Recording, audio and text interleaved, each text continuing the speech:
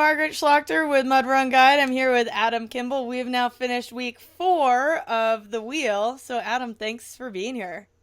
Great to be back. Week number 4. I'm excited to talk about it. I know I feel like this has been, well, putting aside everything else, let's talk about the coolest thing that happened in the episode. You and a sloth bonded. I mean, I've seen a sloth once or twice, but never as close. You guys were like selfie mode together. Yeah, that was absolutely crazy. And I mean, probably I had a lot of crazy experiences during my time in the wheel, and that one took the cake for sure. I mean, it was like I mentioned on the show, but the episode before I was on the island and I was seeing like almost every day dolphins came really close to the shore. There were sea otters that were floating around on their backs, and it was absolutely beautiful and awesome. But I mean, being face to face, inches away from a sloth, touching it and just interacting with it. I mean, they're such gentle creatures, and it was a really, really memorable experience being able to do that. So is the sloth now like your spirit animal or at least on the wheel? Yeah, definitely. Definitely is. I like their, actually, it's funny that you say that because from the standpoint of like what a sloth can represent, they're very slow moving, so they can remind you to slow down in life, enjoy each moment, take it step by step, and that's what that's gonna be my ideology moving forward. The sloth mentality. And I would imagine as well you can kind of learn like the sloth doesn't just move to move, which is funny because humans need to move a lot, but that's a whole Right. another topic. But the sloths are always moving deliberately. It seems like they're not just swinging around to swing around. They're Right. moving deliberately, which I feel like you guys had to do on the wheel when you were in survival mode. Like you're not just like, hey, I'm a runner, so I'm just going to go for a 5-mile run this morning. You're like, I haven't eaten in 5 days. I need to find, I don't know what.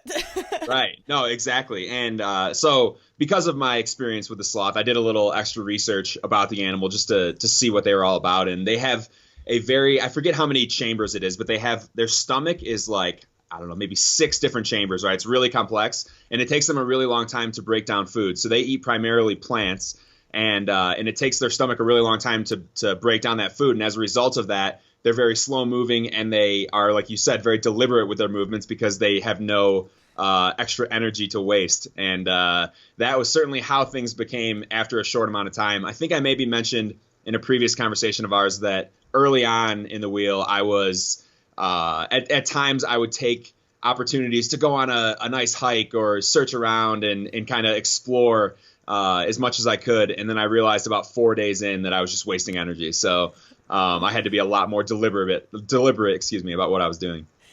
Yeah, I mean, was there ever a point? Now I know that you said in the episode you said like I would not eat this. Was there ever like a moment though where you were like, "Wow, that's a lot of food."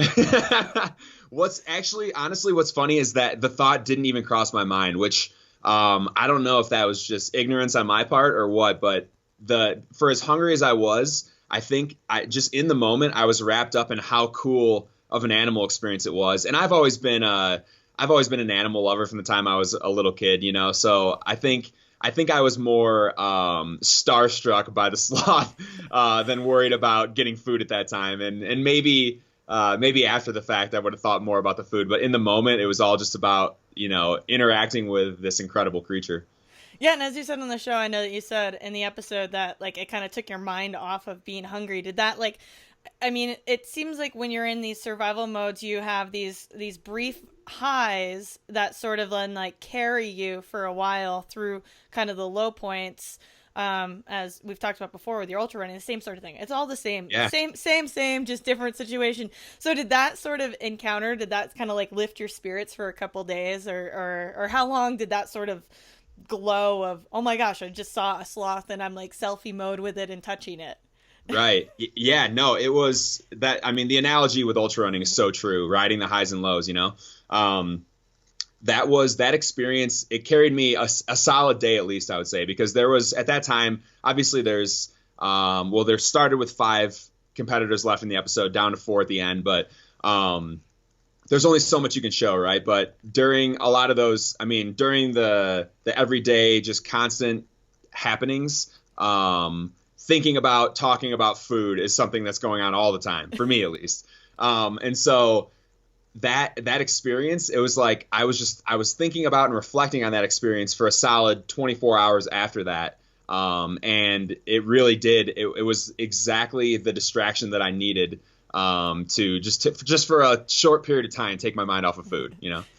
Yeah, for sure. So I guess you kind of alluded to the other part that I wanted to talk about was you guys lost another person this week. Josh went home. We saw last week that he was struggling with some of his relations with his family. And as we saw in this episode, he decided that his journey was done on the wheel. And, you know, I think he says that it had been like 9 years since he'd been to his mother's birthday and like 6 for his dad or something like that. And really had sort of that revelation that, you know, his place that he needed to be was at home at that time. Like not Right. the wheel was an experience. He kind of had this, he had a pretty huge, he had a huge revelation in his life. And, Yeah. I know both of us have had experiences where we've DNF'd races and had different situations. So, do you want to kind of talk about how, you know, even though he didn't finish, I mean, at least to me, it seems like he got more out of this show maybe than if other people finish it. I mean, who knows? Like we'll have to see Right. how the whole thing plays out. But, Right. you know, sometimes not finishing something doesn't mean you failed. Exactly. Yeah. There. So, with the comments about running and DNFs, I have a real good friend of mine. She's actually a monster in the ultra running world. Her name is Lisa Smith Batchin. She says there's no such thing as a DNF, only an MTRC, made the right choice. And ever since I heard her say that, that's stuck with me, you know, because there's times when, in life, in races, whatever it is, when you set out on an initial goal. And for me, probably the biggest DNF of my life was not hitting the record on the Transcon run that you guys covered. Yeah. And but what ended up happening was something far greater than that. We brought together a community of people.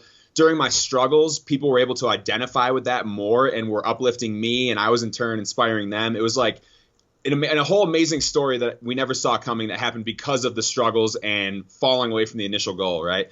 So Josh goes out and he starts this thing by saying, you know, his goal in his life was to be an Olympic wrestler, and a bunch of injuries sidelined him. He had a Division I scholarship to wrestle, but then a back injury ended his career.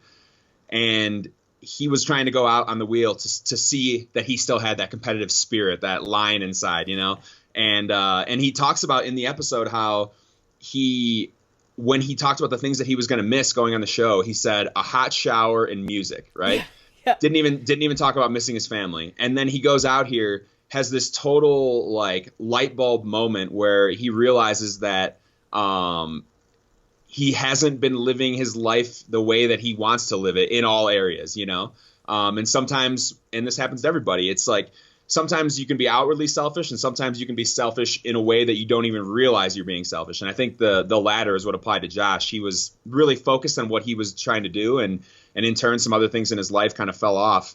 And the beauty of it was that he has this revelation out there, and he realized, you know, I mean, we're all struggling at this point, right? It's almost 3 weeks in, and but he realizes, hey, family is the most important thing right now. And I mean, like, I'm getting chills right now thinking about it, because what an amazing realization. And you know, he set out to make it 60 days on the wheel. He had made it 19 and went home with his life changed, you know? So for him, he did exactly what he needed to do. He just didn't know that's what it was when he set out on the journey. Yeah, I love that. I think you said it perfectly. And yeah, it's like I would be interested, and hopefully they do a recap, or you guys, I don't know if you guys have been in touch at all since then, but it'd be great to like find out, you know, if anything's gotten better with his family now that, you know, he got home, and obviously now they're seeing it too. So it'd be Right. very interesting to see his parents see the whole process sort of happen. Yeah. We have. What's been cool is that we had all of the contestants have kept in touch. We have we talk a lot on Facebook and social media and stuff. And I follow Josh on all of his channels, and he's, for a young guy, I think he's like 23 or 24, something like that. But he's a very, very philosophical guy. He's got his head on straight, and he really he really thinks about how he lives his life, and it's pretty cool to witness that. So I think he's definitely on the right track and really headed towards some great things. Well, awesome. Well, is there anything else in this week's episode that we kind of missed or that is worth? I guess Luke got like bit or stung or something. Yeah. That it looked like some foreshadowing that maybe that's gonna run into some issues down the line. Yeah, so Luke, he had talked about this. He thinks he got bit by not a piranha, but there's a cousin of the piranha called a pacu fish, native to South America, and so he thought that's what it was. And I had some encounters with that same fish, so yeah, it was interesting that it jumped out of the water and bit him. We'll see if that has any lasting effects or how that plays out. But yeah, we're going to pick up next episode. Because of the length of this last zone, we still have another week plus in the third zone. So we'll see what happens. And also, if you haven't seen it, they've foreshadowed one of the 4 people potentially having a medical issue in the next episode. So stay tuned to see how that plays out. Yeah, well, we will be excited to, recap what happens next week. And you know, when the producers or directors or whoever it is, the medical team sort of come in and start to intervene, that's probably a big something big enough that it's a big deal. So yeah, totally. And I don't know if I mentioned this before, but somebody asked me what the medical care was like. If somebody was seriously hurt, how they did that. And we had medical checkups every other day, pretty standard stuff. But then they would also sometimes go more in depth and perform additional tests depending on your state. And so there were people nearby in case something was to go badly wrong. And it seems like that may be the case coming up here next week. Yeah, so we'll have to stay tuned. And Adam, thanks again for our, weekly recap of the wheel. This is, I'm still, that sloth is super cool. Yeah, I actually, I was going to mention this. I don't know if you're familiar with Kristen Bell, the actress, but she loves sloths.